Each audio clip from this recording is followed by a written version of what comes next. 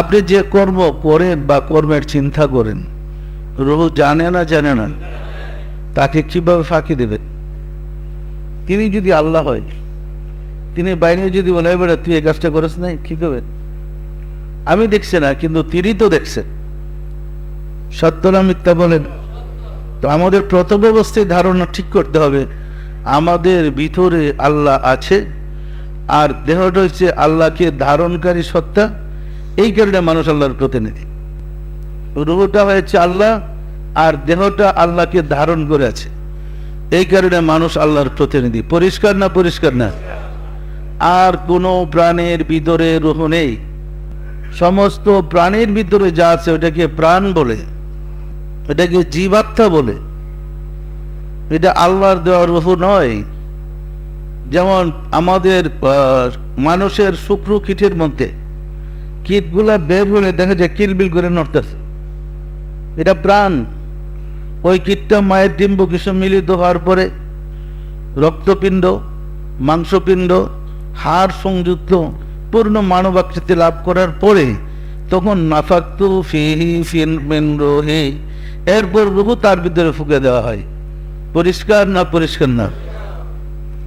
সমস্ত প্রাণীর ভিতরে কিন্তু প্রাণ আছে। যেমন সমস্ত প্রাণী শুক্রকীট থেকে জন্ম, মানুষও শুক্রকীট থেকে জন্ম। মানুষ প্রতিনিধি হয়েছে যখন মানুষ মায়ের ডিম্বকোষে প্রবেশ করার পরে 40 দিন করে টাইম। মিন নুতফাতিন খালাকাতিন আমসাজিন নাবতালিহি ফাজালনা লিল মুত্তাকিনা ইমামা। আল্লাহ বলে শুক্রকীট মায়ের ডিম্বকোষে মিলিত অবস্থা, রক্তপিণ্ড, মাংসপিণ্ড, হাড় সংযুক্ত মানব আকৃতি লাভ। এই মানব আকৃতি লাভ করে তার 4 মাস সময় লাগে।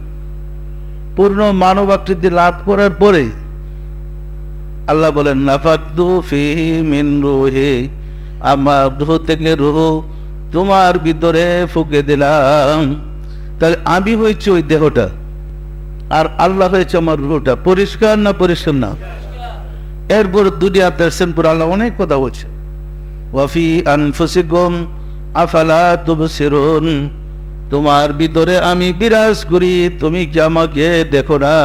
তুমি কি? তুমি মানে দেহ, আর আমি কে? আমি মানে রূহ।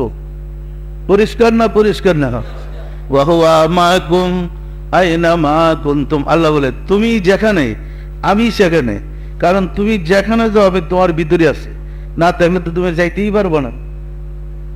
পরিষ্কার না? পরিষ্কার না? ওয়া হুয়া মাকুম আইনা মা কুনতুম, তুমি যেখানে আমি মাওলা সেখানে। নাহনু আকরাবু ইলাইহি মিন হাবলিল ওয়ারিদ, তোমার শাহরগের চেয়ে আমি মাওলা নিকটে। তাহলে আল্লাহ কোথায়? আমাদের ভিতরে। তিনি কিন্তু পরিষ্কার কথাটা বলছেন, যেহেতু মানব দেহের ভিতরে তিনি প্রবেশ করে রূহ অবস্থায় বিরাজ করেছেন, সেহেতু তিনি সমস্ত দেহের বন্ধু। বন্ধুরা হলে আপনার ভিতরে থাকবেন করে। তিনি একটা গরুর ভিতরে ঢুকেন নাই, তিনি তো পাহাড়ের ভিতরে ঢুকে নেই। পরিষ্কার আল্লাহ কোরআনে ঘোষণা করেছেন, আমি এই আমানত পাহাড়ের উপর অবতরণ করেছিলাম, পাহাড় বয়ে গলেছিল। আছে না কোরআনে? লাউ আনজালনা হাযাল,